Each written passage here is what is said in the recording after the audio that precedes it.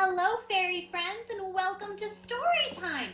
Today's story is because my friend Henry had some questions.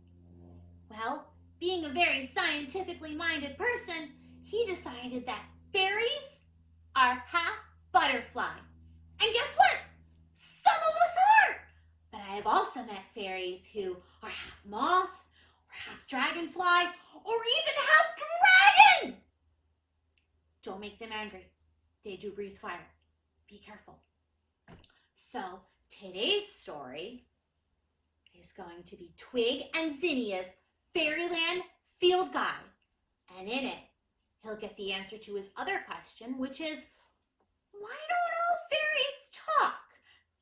And that's because some fairies are very, very shy. But I'm not one of those. So let's get on with our book.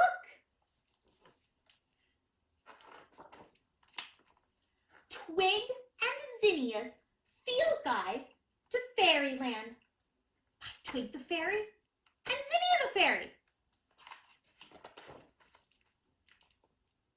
Hi, my name is Twig, and this is my best friend Zinnia. What happens when two fairies find a strange human contraption? If you can't see, it's a camera. Well, we ventured far and traveled wide to where the desert fairies hide. The wind blew sand as hard as can be, but we were granted our wish for a little tea. The plains held a goddess strong and bold,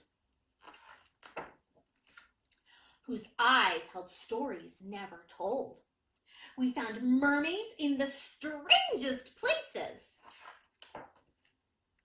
The mud puddle mermaid was one of these cases. We discovered a rare merman lounging in the sun, and snow fairies conjuring wintry fun. We spied pixies up to mischief wild, and a pixie father with a cheeky child.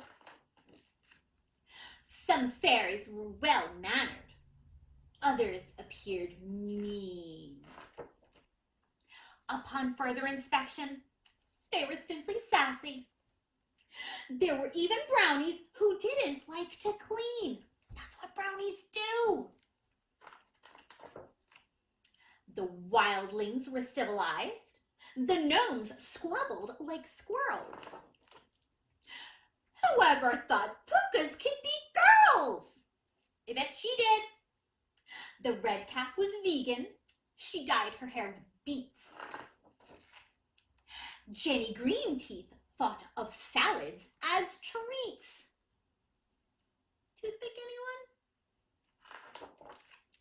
We spotted a dryad, a naiad, and a faun who'd lost his way.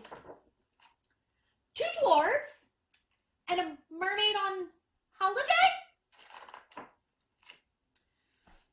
Couldn't find any goblins,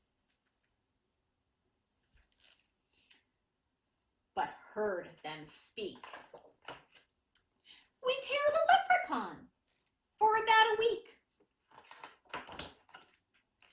We learned not all trolls are bullies. Not all fairies are small. The fire-breathing dragon, I told you, roar, wasn't scary at all. Wow, what an adventure! We wish everyone could experience the beautiful variety of creatures we encountered on our whimsical wanderings. Safe travels! The end. If you have any questions or would like to request a book, please let me know. There's links down below for you to do that, and also to find Twig's other adventures. So, I hope you enjoyed our story today. Thank you so much for joining me, and I'll see you next time.